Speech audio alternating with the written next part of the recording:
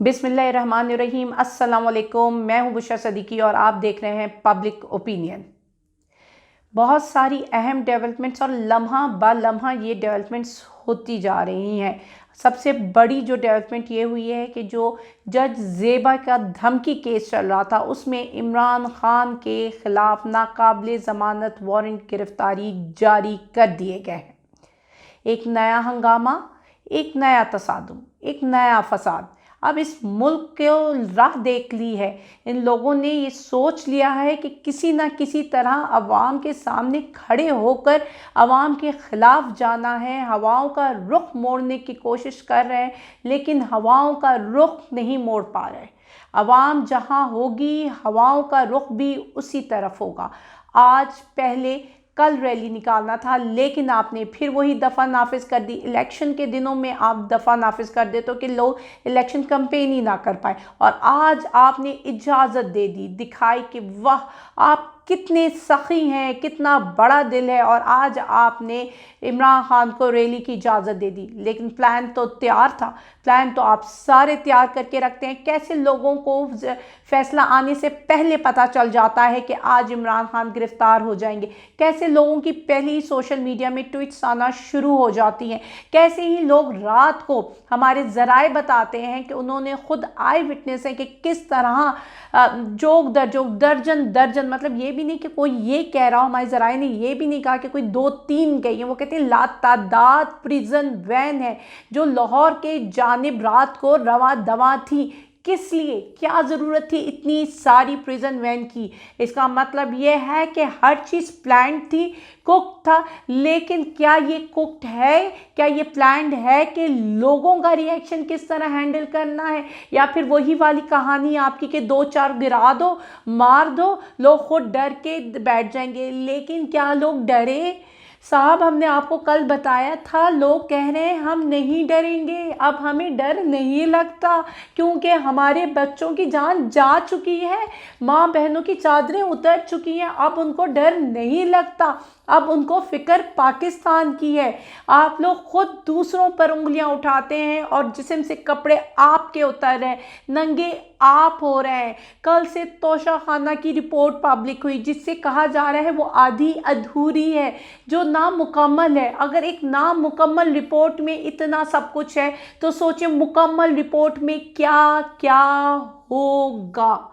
यहाँ पे लोगों ने किस तरह की लूट मार की हुई है। एक कारोबार बनाया हुआ है कि सस्ती दामों में चीज़ें लो, महंगी दामों में बेचो और फिर आपको फ़ायदा हासिल होगा। भाई ये फ़ायदा आवाम को भी दे दें, आवाम को भी इजाज़त दें कि तोशाखाना से चीज़ें ज़रा सस्ते दामों में ले ले।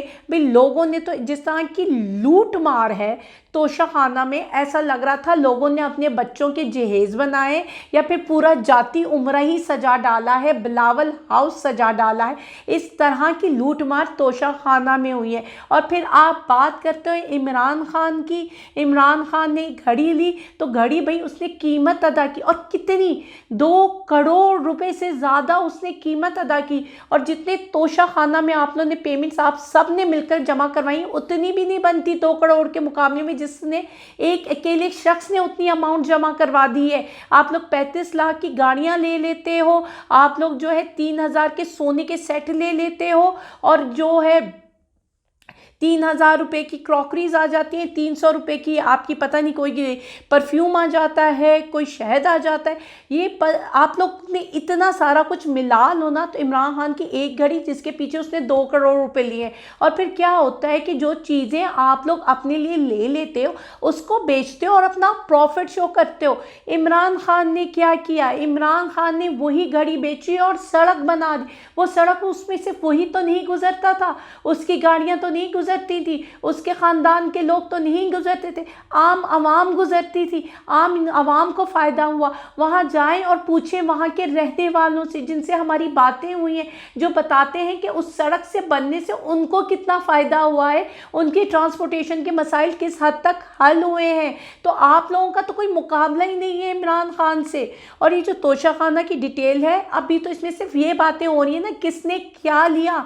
अब तो आगे बात खुलनी बाकी है कि किसने क्या लिया और कैसे लिया, उनकी सोर्स ऑफ इनकम क्या थी, वो रसीदें कहाँ हैं जो खरीदी गई हैं। जिस तरह इमरान खान की रसीद सामने आई है कि ये जमा हुई है, जिसमें गवर्नमेंट ऑफ पाकिस्तान की मोहर है कि वसूल की है इतनी अमाउंट, तो अभी तो आपको ऐसी कई रसीदें पेश करनी होंगी। इन रसीदों के बाद आपको बताना होगा वो लोग जो कहते हैं कि हमारा कोई सोर्स ऑफ इनकम नहीं है और मैं तो ज़ेरे कफ़ालत अपने शौहर की हूँ और शौहर कहता है मैं तो ज़ेरे कफ़ालत ससुर का हूँ, तो उन सबको ये बताना पड़ेगा कि उनकी सोर्सेज ऑफ इनकम क्या है।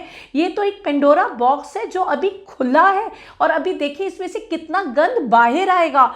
इस तोशाखाना पे तो हमें इमरान खान का शुक्रिया अदा करना चाहिए और उन लोगों का शुक्रिया अदा करना चाहिए जिन्होंने ये केसेस खोले, जिन्होंने इल्ज़ाम लगाया, तोशाखाना का ये चैप्टर स्टार्ट किया। क्योंकि इमरान खान वो लीडर है कि जिस पर वही बात है ना कि आप उंगलियां किसी और पर उठाते हो और भूल जाते हो कि 3 उंगली आपकी अपनी तरफ उठी है। अब तोशाखाना केस जो अब ये ओपन हुआ है, इसका तो फ़ायदा इमरान खान को ही पहुंचाया आप लोगों ने। अब इमरान खान के जो सपोर्टर्स हैं उनके पास एक और बात आ गई जस्टिफाई करने के लिए कि वो इसके सपोर्टर्स क्यों हैं, वो क्यों इमरान खान को सपोर्ट करते हैं। उनके पास तो एक और जस्टिफिकेशन आ गई, आप लोग ने उनको दे दी। अब इमरान खान वो लीडर है जिसने लोगों को शऊर दे दिया है, जो इसने लोगों को बताया कि तोशाखाना क्या था, उसमें कितने % देते थे, क्योंकि इससे पहले तो किसी ने नहीं सुना था। जब इमरान खान पर केस हुआ तो वो पब्लिक के सामने आया, उसने बताया कि भाई ये तोशाखाना होता है, इसमें इतने % पहले वो देना होता था। उसने इम्प्रूव करके 50% तक ले गया बात और उसने वो पेमेंट जमा करवाई और तोहफा ले लिया।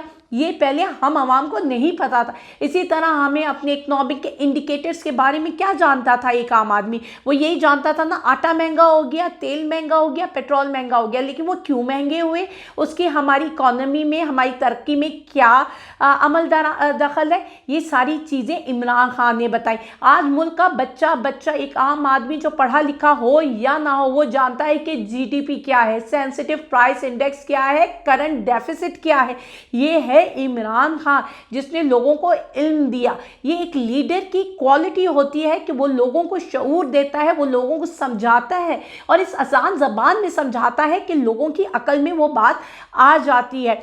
लोग कहते हैं कि इमरान खान अपनी तकरीर में एक ही बात बारहा करता है और एक ही तकरीर बार बार किए जाता है, तो ये भी एक लीडर होता है जिसकी ये क्वालिटी होती है कि वो एक ही बात को हैमरिंग जिसे कहते हैं वो करता है ताकि लोगों के दिल और दिमाग में वो बात बस जाए। लोगों के दिल और दिमाग में वो शऊर आ गया है, वो जज करने लगे हैं सारी चीज़ों को, वो सवाल उठाने लगे हैं।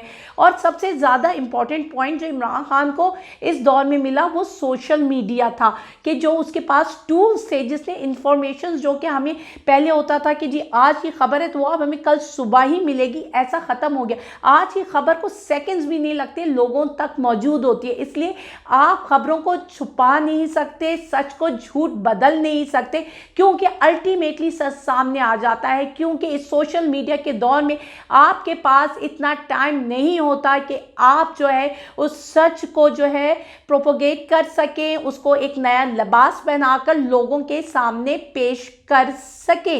अब आ गई है बात अवाम पे कि अब अवाम का रोल क्या है। पहले शायद अवाम ना उठती हो, वो लोग जो समझते थे कि वही वफाक की जो है निशानदेही करते हैं, वही वफाक है, उनका वही इस्टेब्लिशमेंट है, वही चाहे जिसको शेरवानी पहना दे और जिसकी चाहे शेरवानी उतार दे। आज उनकी गलतफहमी भी दूर हो गई है, उनकी बुनियादें भी हिल गई हैं, उनकी जड़ें भी खोखली हो चुकी हैं। या अगर हम कहा जाए कि उनकी जड़ें तो शुरू से ही खोखली थी, बस अवाम ने पर्दा डाल रखा था उन जड़ों में। जैसे ही अवाम पीछे हटी तो लोगों को पता चला ये तो बुनियादें शुरू से ही खोखली थी। ये जो इस्टेब्लिशमेंट है उसमें आप सिर्फ एक फर्द वाहिद को ना, इसमें बहुत से अदारे होते हैं, बहुत से लोग होते हैं जो मिलकर एक इस्टेब्लिशमेंट का रोल अदा करते हैं। लेकिन इस दफ़ा इस्टेब्लिशमेंट बदल चुकी है, इस दफ़ा इस्टेब्लिशमेंट है अवाम, इस दफ़ा वफाक की पहचान है अवाम और लोगों ने अपने रिप्रेजेंटेटिव बनाया है इमरान खान को। वो लोग जो कहते थे कि वो वफाक की अलामत है, वो चारों सूबों को मिला लेंगे, वो मुल्क को एक पेज में ले आएंगे, मुल्क को लेकर लोग उनकी बात सुनेंगे और उनकी बात मानते हुए वो एक पेज में आ सकते हैं। लेकिन अब वो सारी गलत फहमियाँ दूर हो चुकी हैं। अब फैसला होगा आवाम का। मैंने अपने लास्ट व्लॉग में भी आपसे ये कहा था कि अब 71 नहीं दोहराया जाएगा। उस वक्त शायद सोशल मीडिया नहीं था, उस वक्त शायद जो है लोगों जो है इतने शऊर वाले नहीं थे, या शायद वो डर गए थे। लेकिन जनाब इस दफ़ा तो लोग डर भी नहीं रहे, उनको शऊर भी आ गया है, उनके पास टूल्स भी हैं। ठीक है, तो फिर आप किस तरह मुकाबला करोगे? आप अपनी सारी पेपर वर्किंग करते हो, लेकिन कहीं ना कहीं आपकी पेपर वर्किंग में गलती रह जाती है, क्योंकि आप लोगों का रिएक्शन काउंट करना ही भूल जाते हो। वो 5th जनरेशन वॉर जिसका सबसे पहले आपने कहा कि हमने शुरू किए, उसको आपने प्रॉपर स्टडी किया ही नहीं, आपने देखा ही नहीं कि उसका इम्पैक्ट कितना ज़्यादा हो सकता है। आपने उसके इम्पैक्ट को जो है अपनी पेपर्स में लिए बिना आपने एक पूरी गेम प्लान कर ली, जो कि अब उल्टी पड़ गई है। अब आगे जाने का रास्ता नहीं है हमारे पास, पीछे हटें तो खाई है, आगे जाएं तो कुआं है। अवाम आपके सामने खड़ी हुई है और आज फिर एकदम दमादम मस्त कलंदर की तैयारी होगी, क्योंकि इमरान खान तो अब शायद अपनी रैली लेकर निकलेंगे। अब आप देखना ये कि इमरान खान गिरफ्तारी देते हैं या नहीं देते हैं। अगर उनको गिरफ्तार किया जाता है तो क्या सर्कमस्टांसेस बनेंगे, क्या मुल्क की सिचुएशन बनेगी, और अगर नहीं किया जाता तो फिर क्या हालात होंगे। जाहिर सी बात है अवाम इमरान खान के जो वकील हैं वो लाहौर हाई कोर्ट में अपील तो करेंगे। अब देखते हैं कि वो अपील किस हद तक जाती है। अब फिर यहीं पे सवाल उठता है 2 कानून का। इमरान खान ने धमकी दी जज को, FIR हुई, कोर्ट में केसेस चले, वारंट जारी होते हैं। मरियम बीबी खुले आम जो सिटिंग जजेस हैं उनके खिलाफ बातें करती हैं, इन्फ्लुएंस होने की कोशिश करती हैं केसेस में, FIR भी दर्ज नहीं होती। 2 कानून। तोशाखाना इमरान खान पैसे देकर बात करता है, पैसे देता है। वहाँ पे मरियम बीबी जो है उनका कोई भी किसी भी किस्म का कोई ताल्लुक हुकूमत के किसी ओहदे से नहीं होता, वो किसी डेलीगेशन के साथ नहीं जाती, फिर भी उनको तहाइफ वसूल कर लेती हैं तोशाखाना से। और अगर यहाँ पे एक शख्स ट्वीट कर देता है तो फ़ौरन साइबर क्राइम हरकत में आ जाती है और फवाद चौधरी के खिलाफ मुकदमा दर्ज हो जाता है। 2 कानून।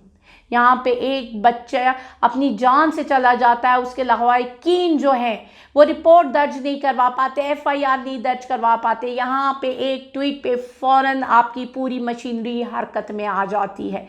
ये 2 कानून है। हमारे मुल्क में इस तरह क्या निज़ाम कब तक चलेगा?